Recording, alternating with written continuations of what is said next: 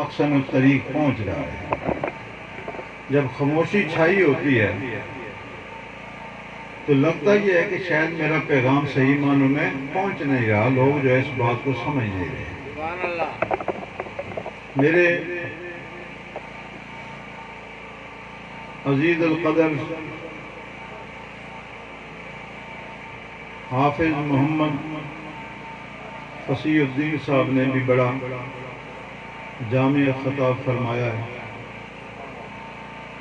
سچی بات تو یہ ہے کہ اس کے بعد جو ہے بیان کی ضرورت تو نہیں، لیکن میں یہ چاہتا ہوں کہ میری بھی اس بارگاہ میں حاضری ہو جائے تاکہ بخشش و مغفرت کا میرے لیے بھی سامان ہو۔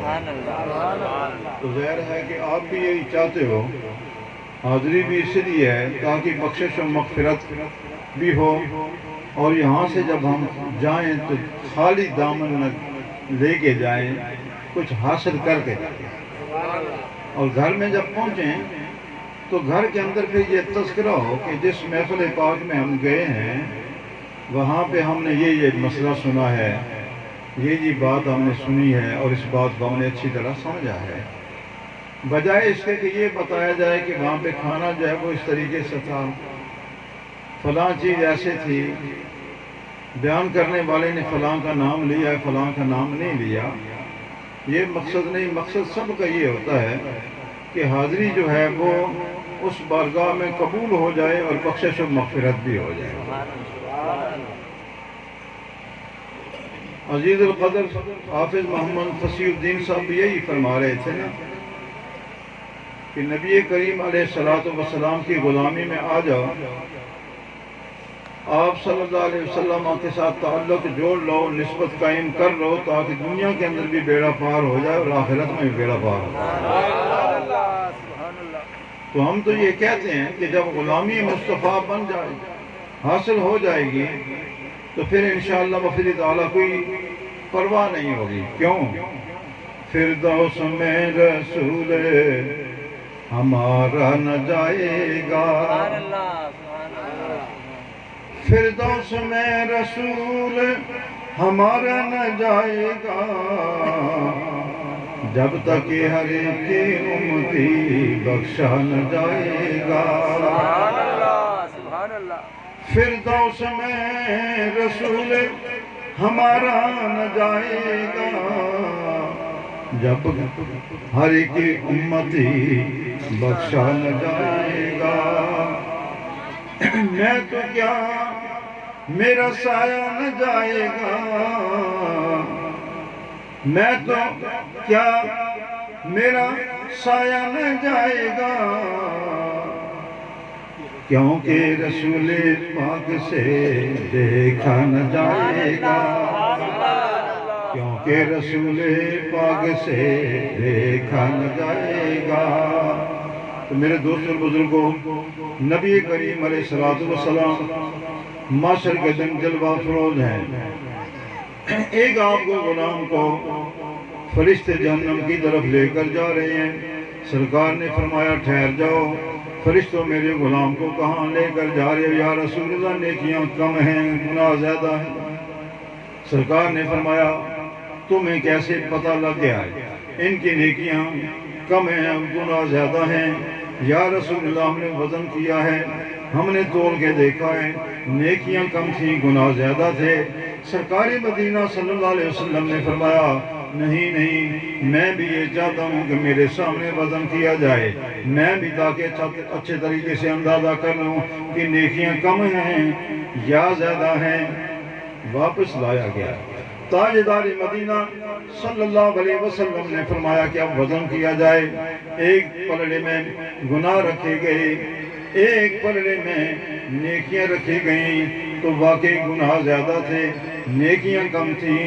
پیارے مصطفیٰ علیہ السلام نے فرمایا کہ ٹھہر جاؤ، ٹھہر جاؤ۔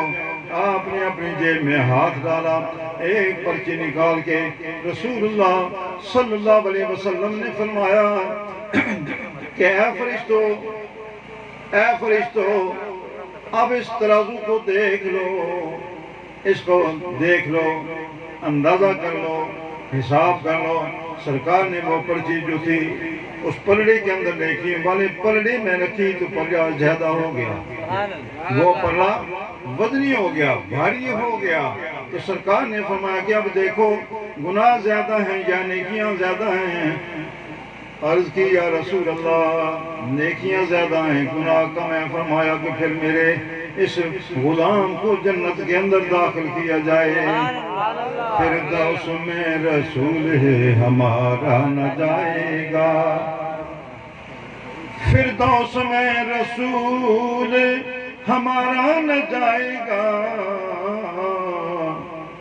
جب تک کہ ہر ایک امتی بخشا نہ جائے گا۔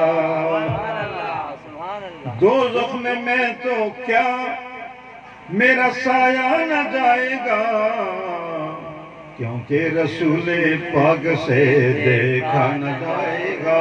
نعرہ تکبیر، نعرہ رسالت، جشن عید میلاد النبی، علماء اہل سنت زندہ باد۔ تو میرے دوستوں بزرگوں، رب کائنات نے جب اس ہستی کو بھیجنے کا ارادہ فرمایا، ان کی تخلیق کا ارادہ فرمایا، رب کائنات نے نبی کریم علیہ السلام کے نور پاک کو پیدا فرمایا۔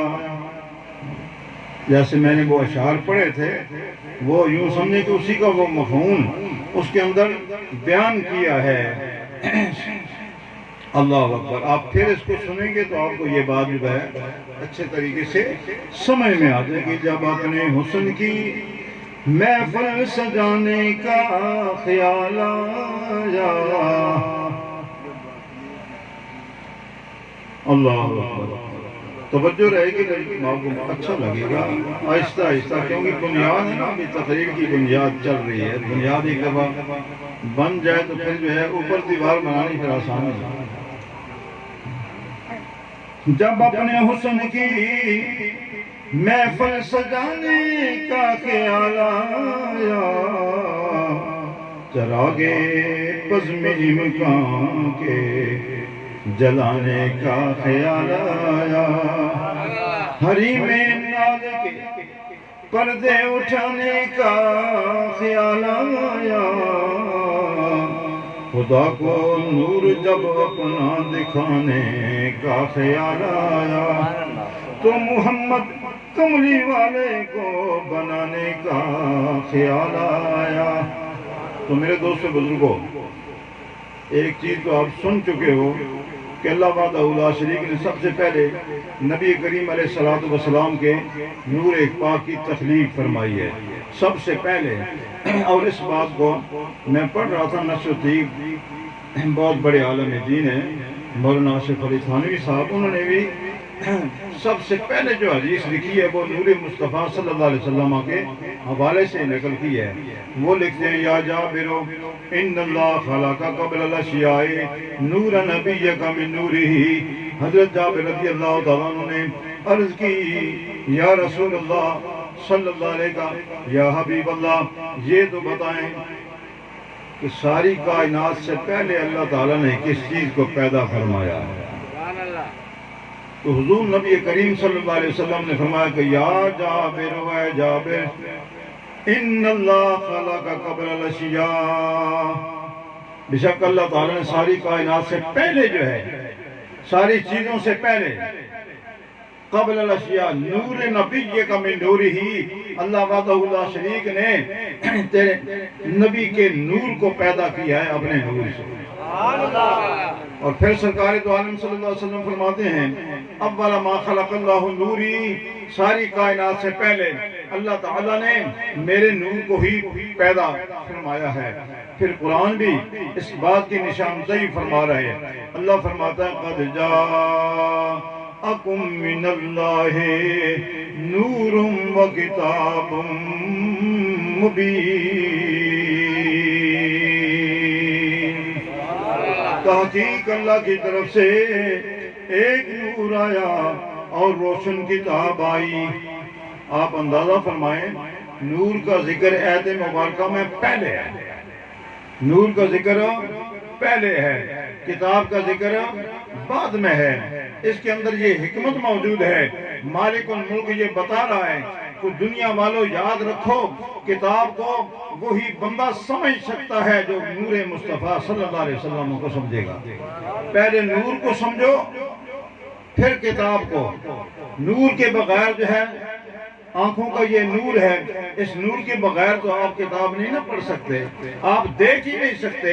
اس نور سے آپ مشاہدہ کر رہے ہیں، دیکھ رہے ہیں۔ اللہ نے فرمایا اس قرآن کو وہی بندہ سمجھ سکتا ہے جو نور مصطفیٰ صلی اللہ علیہ وسلم کو سمجھتا ہے۔ جب تک وہ نور مصطفیٰ کو سمجھے گا نہیں تو بات بنے گی نہیں، بلکہ بعض تو ایسے ہیں جو یہ چاہتے ہیں کہ نور مصطفیٰ صلی اللہ علیہ وسلم کو ختم کر دیا جائے، لیکن یہ نور ایسا ہے کہ یہ ختم ہونے والا نہیں ہے۔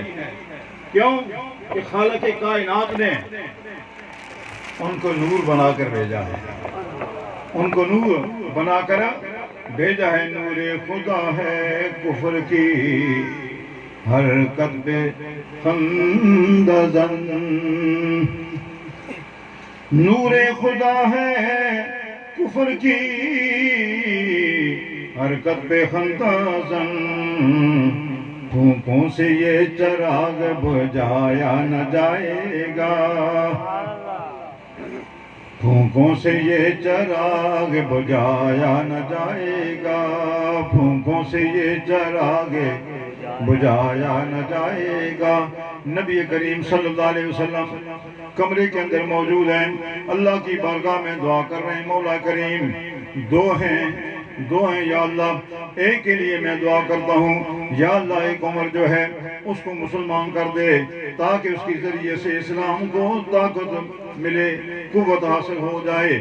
نبی کریم صلی اللہ علیہ وسلم کی دعا کو رب کریم نے اپنی بارگاہ میں قبول و منظور فرمایا۔ ادھر کچہری ابو جہل کی ہو رہی ہے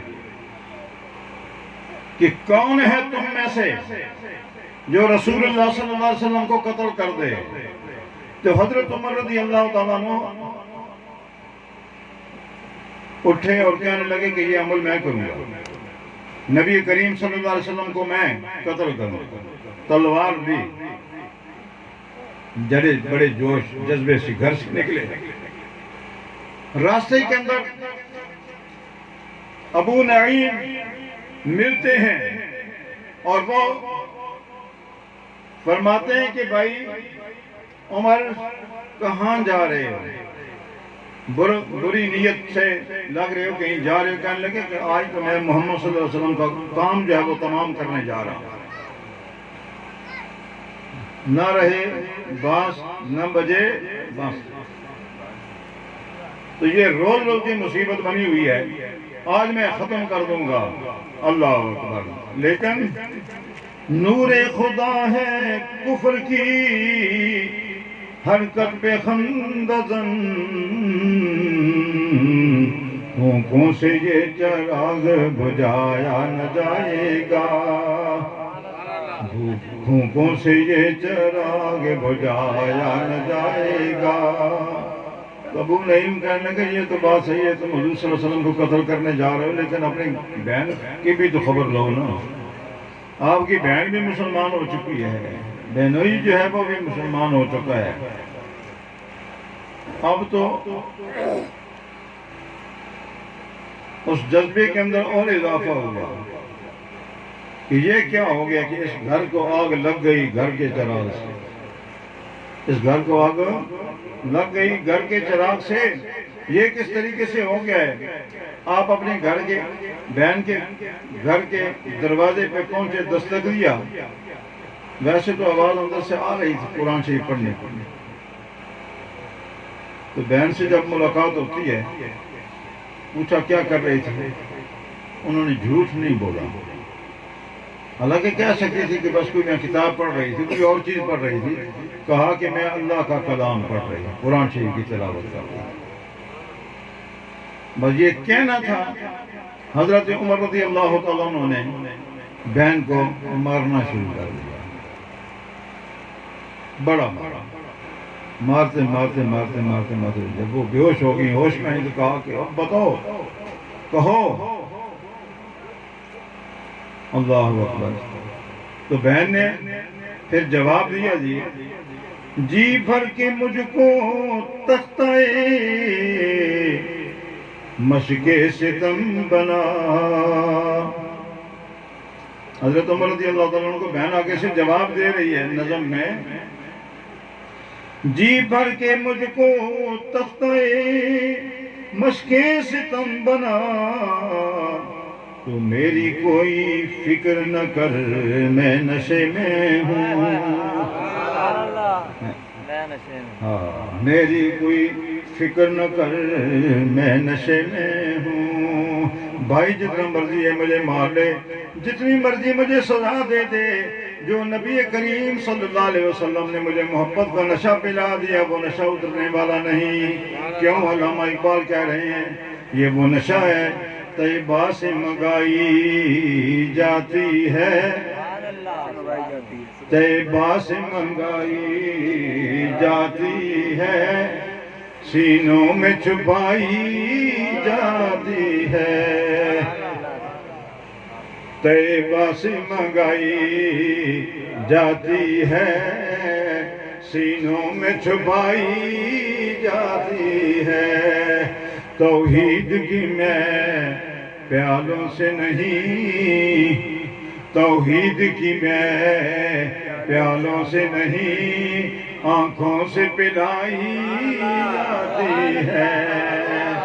توحید کی میں پیالوں سے نہیں، آنکھوں سے پلائی جاتی ہے. میرا بھائی، میرے بھائی جتنا مرضی مار لو، جتنی مرضی تم سزا دے لو، میں اپنی جان دے سکتی ہوں لیکن محمد الرسول اللہ کا کلمہ نہیں چھوڑ سکتی. اس لیے طیبہ سے منگائی جاتی ہے، سینوں میں چھپائی جاتی ہے. توحید کی میں پیالوں سے نہیں، آنکھوں سے پلائی جاتی ہے. حضرت عمر رضی اللہ تعالیٰ عنہ نے بہن کا جب یہ جذبہ دیکھا دل کی کیفیت بدل گئی. کہا کہ بہن جس کتاب کی تم تلاوت کر رہی تھی وہ کتاب جو ہے اس کی زیارت مجھے کراؤ. کہا کہ بھائی صاحب بات یہ لا یمسہ الا المطہرون.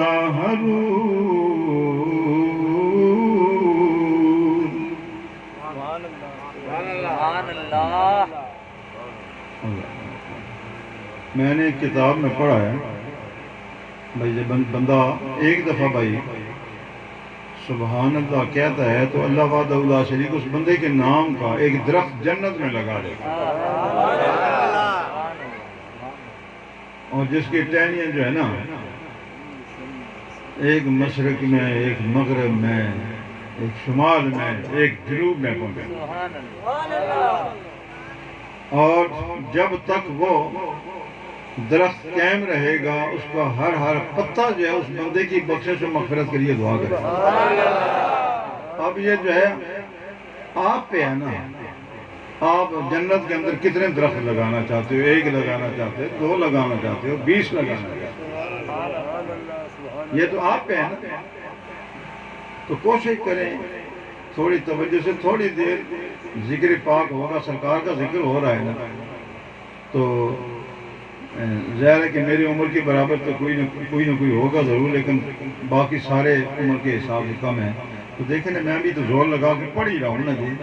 کہہ رہا ہوں طیبہ سے منگائی جاتی ہے، طیبہ سے منگائی، مل کے پڑھنے میں منگائی جاتی ہے. آخر تک ذرا آواز آئے، طیبہ سے منگائی جاتی ہے. یہ دنیا والی شراب نہیں ہے، یہ طیبہ سے منگائی جاتی ہے، سینوں میں چھپائی جاتی ہے. توحید کی میں پیالوں سے نہیں، آنکھوں سے پلائی جاتی ہے. حضرت عمر رضی اللہ تعالیٰ عنہ نے قرآن شریف کا مطالبہ کیا کہ جو کتاب پڑھ رہے تھے وہ دکھاؤ. ہم شیرہ نے کہا کہ نہیں لا یمسہ الا المطہرون، اس کتاب مبین کو اس وقت تک تم ہاتھ نہیں لگا سکتے جب تک تم پاک نہ ہو جاؤ۔ تو حضرت عمر رضی اللہ تعالیٰ نے اپنے جسم کو پھر پاک کیا، یوں سمجھے کہ غسل فرمایا، کپڑے نئے پہنے، دوسرے پہنے، اور اس کے بعد جب قرآن شریف کی تلاوت کی، اللہ اکبر، جو ہی تلاوت کی تو حضرت عمر رضی اللہ تعالیٰ عنہ کی آنکھوں سے آنسو جاری ہو گئے۔ کیوں؟ اللہ فرماتا ہے وَإِذَا سَمِعُوا مَا أُنزِلَ إِلَى الرَّسُولِ تَرَىٰ أَعْيُنَهُمْ۔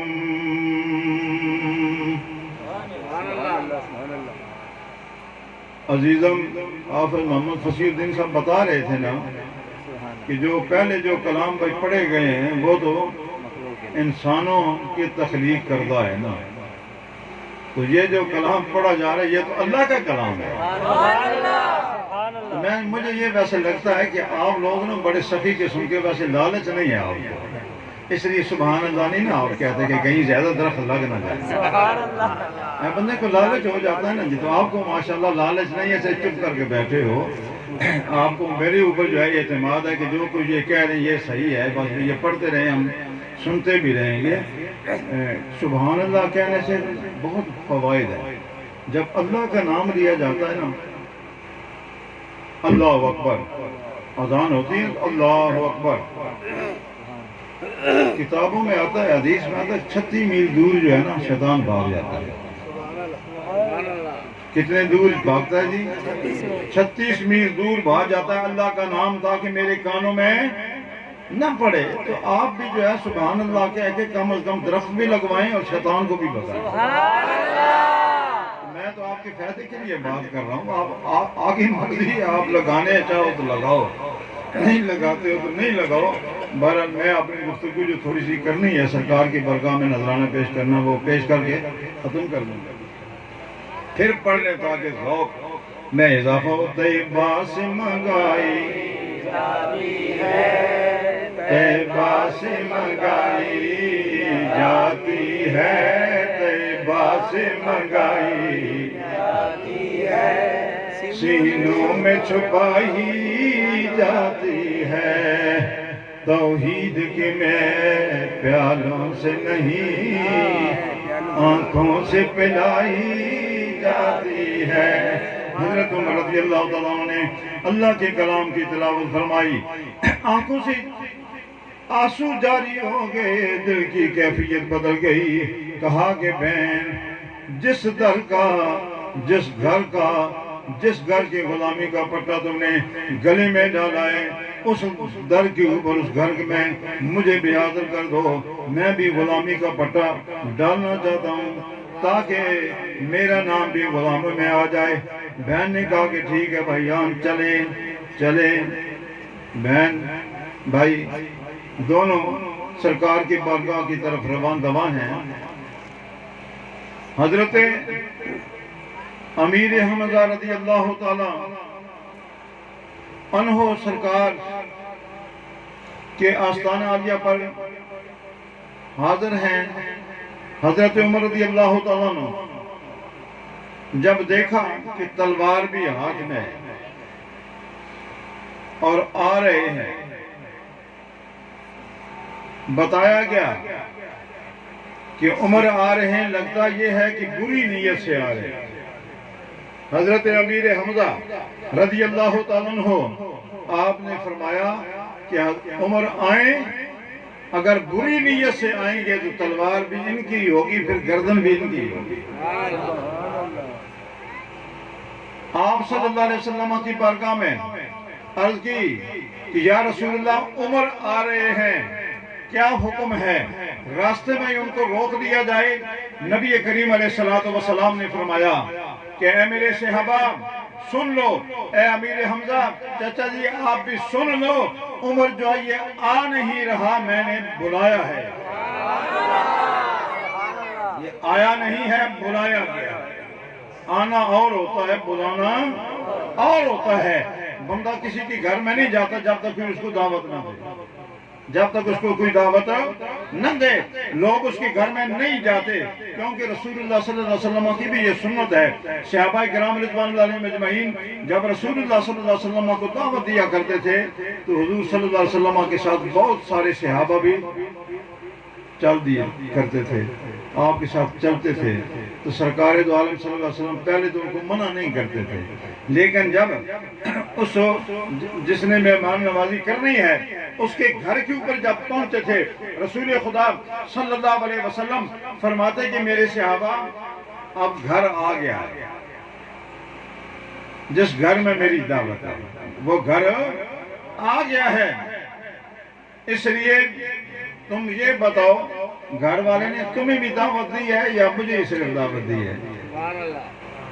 گھر والے نے تمہیں دعوت دی ہے یا نہیں؟ اگر یہ کہا جاتا کہ یا رسول اللہ صلی اللہ علیہ وسلم یا رسول اللہ دعوت دی کہ سرکار فرماتے کہ ٹھیک ہے ادھر، اچھا بھائی تمہیں بھی دعوت ہے؟ جی یا رسول اللہ مجھے تو دعوت نہیں، فرماتے اچھا تم واپس ہو۔ جن کو دعوت ہوتی رسول اللہ صلی اللہ علیہ وسلم ان کو ساتھ لے کے جاتے، اور جن کو دعوت نہیں ہوتی تھی اس کو واپس کر دیتے تھے۔ نبی کریم علیہ السلام نے فرمایا کہ امیر حمزہ حضرت عمر رضی اللہ تعالیٰ عنہ کو آنے دو، یہ خود نہیں آ رہے، میں نے ان کو بلایا ہے، جب بلایا ہے تو آپ واپس کیوں کریں گے؟ وجہ کیا تھی؟ رات کی تاریکی میں اپنے حجرہ شریف کے اندر بیٹھ کے رسول اللہ صلی اللہ علیہ وسلم کی بارگاہ اقدس میں دعا کر رہے ہیں کہ مولا عمر کو مسلمان کر دے۔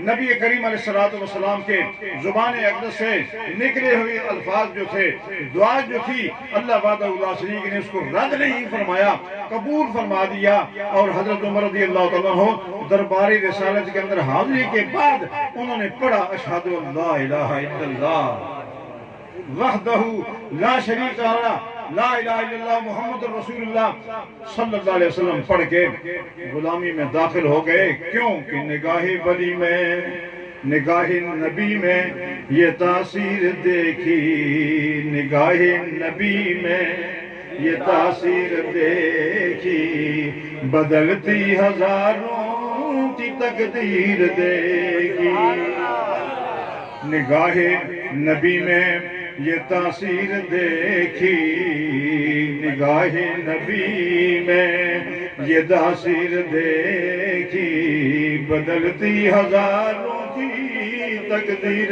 دیکھی۔ حضرت قتادہ رضی اللہ عنہ دربار رسالت میں حاضر ہوتے ہیں، عرض کرتے ہیں یا رسول اللہ تیر لگائیں، کافروں کا تیر لگائیں، باہر نکل آئی ہے، ہتھیلی کی اوپر رکھی ہوئی یا رسول اللہ آنکھ نکل گئی ہے۔ سرکار نے فرمایا کہ قتادہ میرے قریب آؤ، میرے قریب آؤ۔ حضرت قتادہ قریب ہوئے، نبی کریم علیہ السلام نے آنکھ کو اٹھایا، آنکھ کی جگہ کے اوپر رکھنے کے بعد سرکار نے اپنے دست اقدس اوپر پھیرا۔ حضرت قتادہ رضی اللہ تعالیٰ عنہ فرماتے ہیں رب کعبہ کی قسم ہے ساری زندگی پہلی جو بچی ہوئی آنکھ تھی اس کے اندر اتنی روشنی نہیں تھی جو نکلی تھی آنکھ جس کے اوپر رسول اللہ صلی اللہ علیہ وسلم کا ہاتھ مبارک لگائے اس کے اندر روشنی زیادہ ہو گئی۔ تو پھر کہنا پڑے گا نگاہ نبی میں یہ تاثیر دیکھی، نگاہ نبی میں یہ تاثیر دیکھی، پڑھن سارے نگاہ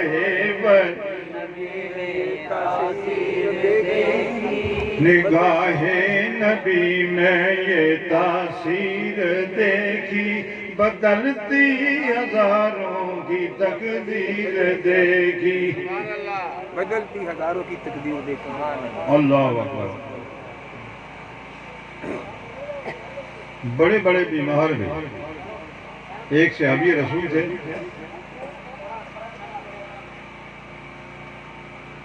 انہوں نے ایک یہودی کو جا کے قتل کر لیا، قلعے کے اندر جا قلعے کے اندر گئے کہ یہ حضور صلی اللہ علیہ وسلم کا دشمن ہے، تاریکی تھی، اندھیرا تھا، اندر کے اس کو قتل کر کے واپس اب آیا، اب راستہ نہیں تھا، گیٹ سارے بند تھے، تو قلعے کی جو دیوار تھی اس کے اوپر چڑھے چھلانگ وہاں سے لگائی تو اتفاق یہ ہوا کہ ان کی ٹانگ جو تھی وہ ٹھیک ہو گئی، کپڑے سے باندھا، دربار رسالت میں حاضر ہو گئے۔ سرکار نے فرمایا کیا ہوا یا رسول اللہ، یہودی کو تو کام پورا کر دیا پر میرا کام خراب ہو گیا، اس کا تو کام پورا ہو گیا لیکن میرا کام بھی ادھورا ہو گیا ہے۔ یا رسول اللہ میری ٹانگ ٹوٹ گئی ہے۔ سرکار نے فرمایا اچھا ادھر قریب آؤ، ذرا ٹانگ ایسے لمبا کر لو۔ جب طبیب اعظم موجود ہے تو کسی بات کی فکر تمہیں کیوں ہے؟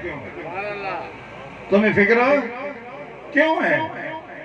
تو سرکار مدینہ صلی اللہ علیہ وسلم نے ٹانگ سیدھی کروائی اور اپنے دستے اقدس پر پھیرا، فرمایا اب ذرا ہلا کے دیکھو۔ صحابی رسول کہتے ہیں رب کعبہ کی قسم ہے میں نے یہ سمجھا ہے کہ اتنی طاقت اس ٹانگ کے اندر پہلے نہیں تھی، اب زیادہ ہو گئی۔ کیوں ہو گئی ہے؟ کہ نگاہ نبی میں یہ تاثیر دیکھی، پڑھتے رہو مزہ آئے گا۔ سرکار سن رہے ہیں، نگاہ نبی میں یہ تاثیر دیکھی، ہے نبی میں یہ تاثیر دیکھی، بدلتی ہزاروں کی تقدیر دیکھی، ہزاروں کی تقدیر دیکھی، بدل